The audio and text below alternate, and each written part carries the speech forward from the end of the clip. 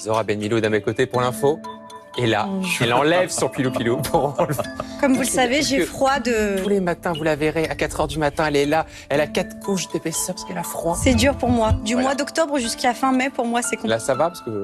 Ça va. Sinon, bon. Il est 14h en plein cœur de Paris.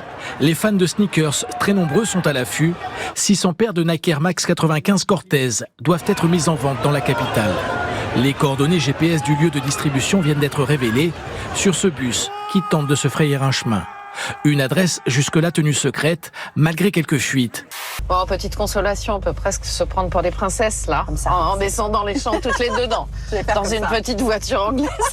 Qui sait? Ça peut marcher. On sait jamais. Ces opérations commerciales appelées drop sauvages suscitent de plus en plus l'hystérie. Elles sont légales, mais doivent être déclarées auprès des mairies. Une obligation qui n'aurait pas été respectée à Paris.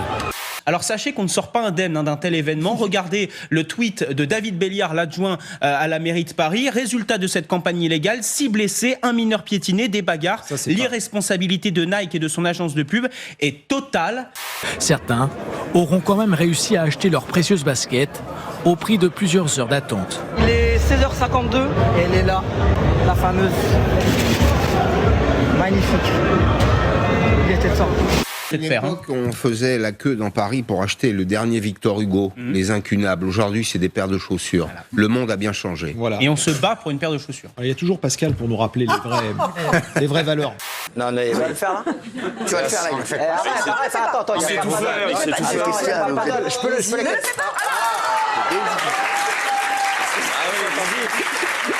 Après ce moment, nous allons vous proposer Marie Laforêt. Il a neigé sur Yesterday.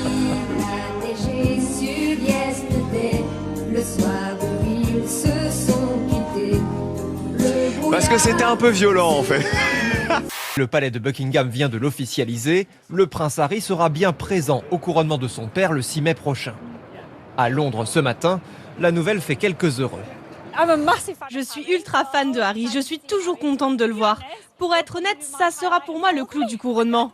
Oh, ça m'intéresse pas du tout. C'est vrai? Ah ouais, mais alors c'est marrant, vraiment l'histoire, que madame reste là-bas, que lui vienne, que... Oh là là, ils vont encore en faire un livre ou un documentaire. Oui, on verra ça, mais les médias anglais, en tout cas, ça les passionne. Acheté par Harry et Meghan, 15 millions de dollars.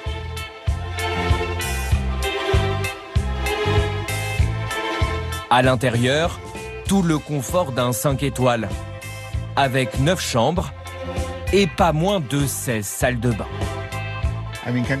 Vous imaginez nettoyer 16 salles de bain? Je vois mal Meghan à genoux avec ses gants et ses produits ménagers récurer elle-même ses salles de bain.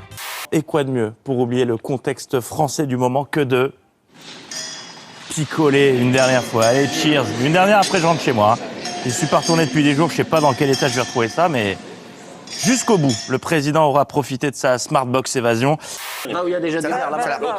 On voit qu'il boit pas. Attention, attention.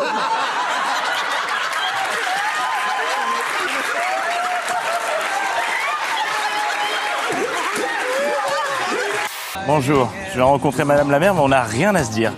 Bon, on va improviser.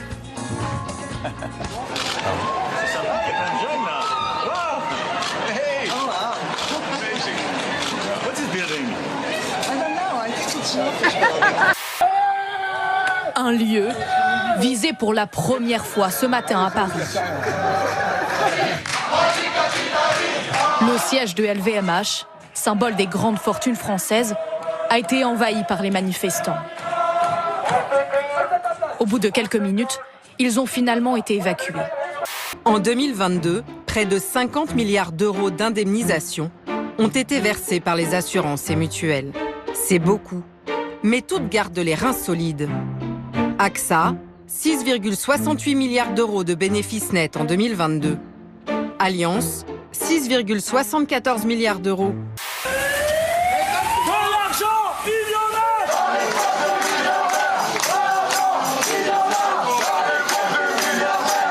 On vient symboliquement et pacifiquement dénoncer et justement donner une idée au gouvernement, une bonne idée, voilà. Vous cherchez de l'argent pour financer les retraites, et ben prenez-les dans les poches des milliardaires, à commencer par Bernard Arnault. Pas facile tous les jours, vous savez, mais je pense que je me fais ma place au paradis.